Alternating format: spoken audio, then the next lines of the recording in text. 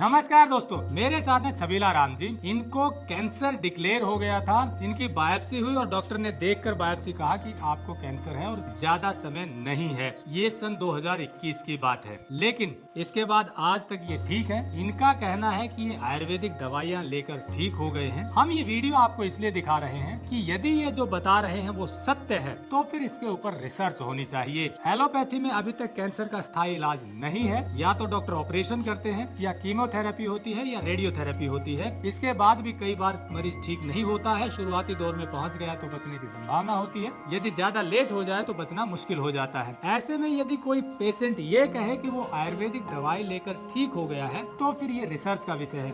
हम ये क्लेम नहीं कर रहे कि ये ठीक हुए हैं या नहीं हुए हैं, लेकिन छबीला राम जी जो बात आपको बताने वाले हैं वो पूरी सुननी चाहिए। और अगर ये रिपोर्ट के साथ बात कर रहे हैं तो फिर मैं कहता हूँ रिसर्च होनी चाहिए, क्योंकि यदि ऐसा हो जाता है कि एलोपैथी के अलावा ऑल्टरनेटिव मेडिसिन में कोई मरीज कैंसर का ठीक हो सकता है तो फिर ये बहुत बड़ी बात है। तो चलिए पहले छबीला राम जी की बात सुनते हैं। इनको किस तरह का कैंसर था, कहां से डिक्लेयर हुआ और फिर क्या दवाई ली, कितने दिन में ठीक हुए और आज क्या स्थिति है। छबीला राम जी नमस्कार। टेक्निकल फार्मिंग चैनल को सब्सक्राइब करें और बेल आइकन भी दबाएं ताकि आगे आने वाले वीडियो की नोटिफिकेशन आपको मिलती रहे।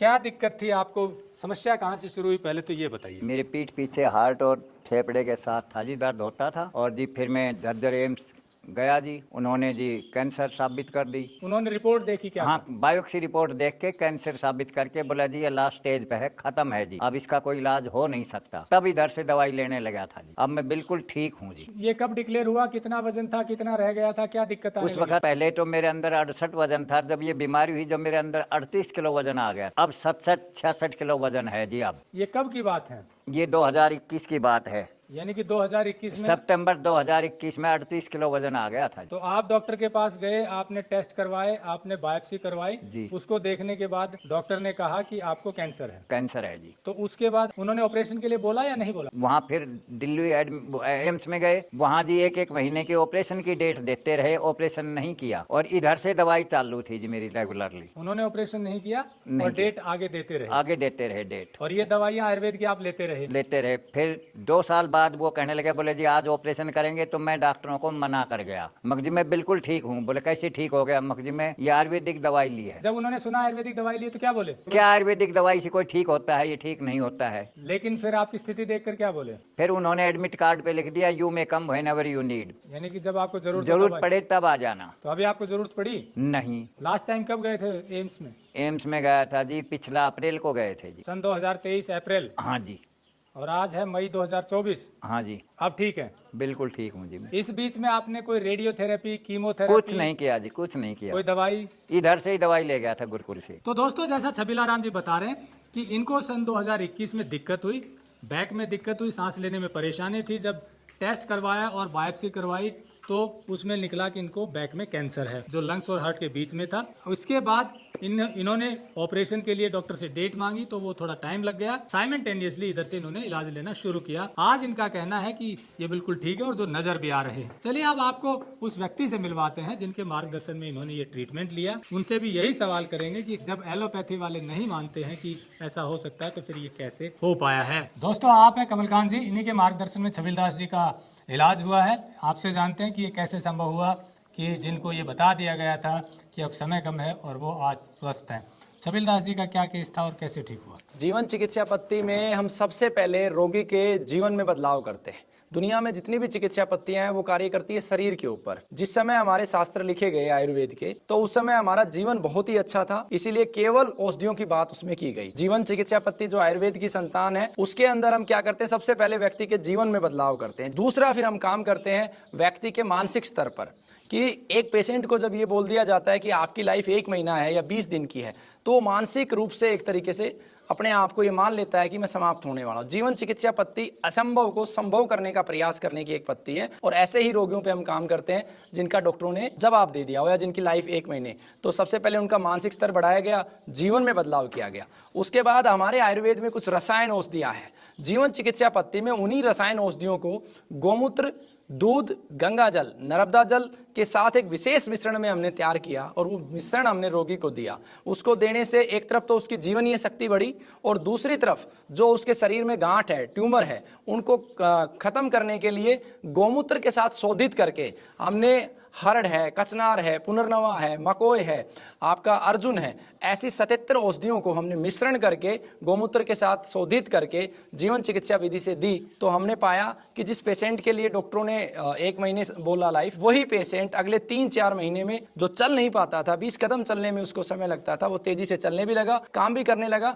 और आज खुशी है मुझे कि उस पेशेंट को ठीक हुए 2 वर्ष हो चुके हैं, उसकी दवा बंद हुए 2 वर्ष हो चुके हैं। हाँ, निरंतर हम उसको हर 3 महीने में बुलाते हैं, हर मौसम के अनुसार, टेम्परेचर के अनुसार उसकी डाइट हम सेट करके रखते हैं। तो आज तक वो व्यक्ति को दोबारा कैंसर भी नहीं हुआ है। लेकिन जनरली ये कहा जाता है कि कैंसर तो ठीक होता नहीं, आयुर्वेद में कैसे ठीक होगा? देखिए, जहां तक कैंसर का प्रश्न है, कैंसर जो शब्द है, कैंसर शब्द लिया है आधुनिक विज्ञान ने, यानी कि एलोपैथी ने। आयुर्वेद में इसे हम अर्बुद कहते हैं और कर्क रोग कहते हैं। जो आधुनिक विज्ञान का कंसर्न है कि कैंसर ठीक नहीं होता, वो इसलिए है कि कैंसर एक बार होने के बाद दोबारा बार बार होता है। तो अगर लगातार पेशेंट 5 साल तक दोबारा उसको कैंसर ना हो, तो आधुनिक विज्ञान ये मानता है कि कैंसर ठीक हुआ। एक हद तक वो बिल्कुल सही भी है, क्योंकि अधिकतम केसेज में कैंसर दोबारा रिपीट होता है। हमारा भी जो ये केस है, मैं तो इसे डीएनए का डिसऑर्डर मानता हूँ। इसकी जो कोशिकाओं की स्पीड थी, तेजी से बढ़ने की जो स्पीड थी, हमने उसको कंट्रोल किया और ट्यूमर को खत्म किया। और 2 वर्ष हो चुके हैं कि दोबारा से ना ट्यूमर बना है और हेल्थी लाइफ जी रहा है पेशेंट। तो दोस्तों, जैसा कमलकांत जी ने बताया, जीवन चिकित्सा पद्धति जिसमें नेचुरल खान पान में बदलाव करवाया जाता है, कुछ आयुर्वेदिक दवाइयाँ होती हैं, उसी के माध्यम से वो ठीक हुए हैं।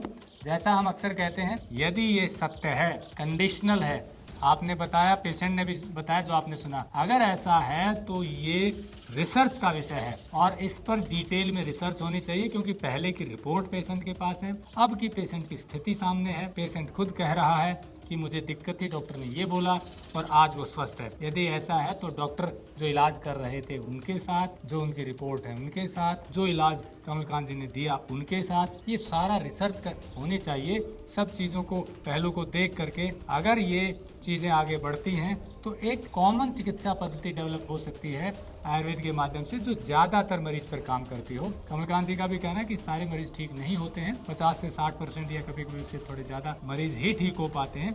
लेकिन यदि इतने भी ठीक होते हैं तो भी बहुत बड़ी बात है। यदि एक मरीज भी ठीक है जिसको कैंसर था और वो नेचुरल दवाइयों से, आयुर्वेद से ठीक हुआ है, तो ये बहुत बड़ी बात है। अक्सर ऐसे अलग अलग प्रैक्टिशनर आयुर्वेद के या अलग पैथी के ये क्लेम करते हैं कि उन्होंने कैंसर के मरीज ठीक किए हैं, तो उस क्लेम को जस्टिफाई तभी किया जा सकता है जब रिसर्च हो, जब डेटा, फैक्चुअल डेटा के साथ डायस पर इकट्ठे बैठें। तो कोई अगर ऐसा व्यक्ति देख रहा है वीडियो जो इस संबंध में जुड़ा है, रिसर्च जरूर करें, और रिसर्च में अगर पॉजिटिव चीज़ें निकलती हैं तो ये उन मरीजों के लिए बहुत बेहतरीन बात होगी जिनको कैंसर के इलाज की ज़रूरत है। जुड़े रहिए टेक्निकल फार्मिंग से।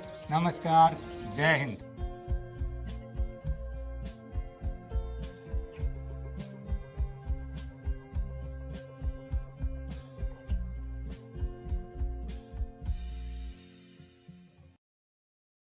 अगर आपको यह वीडियो पसंद आया है तो ज्यादा से ज्यादा लाइक और शेयर जरूर करें। साथ ही चैनल को सब्सक्राइब करना ना भूलें।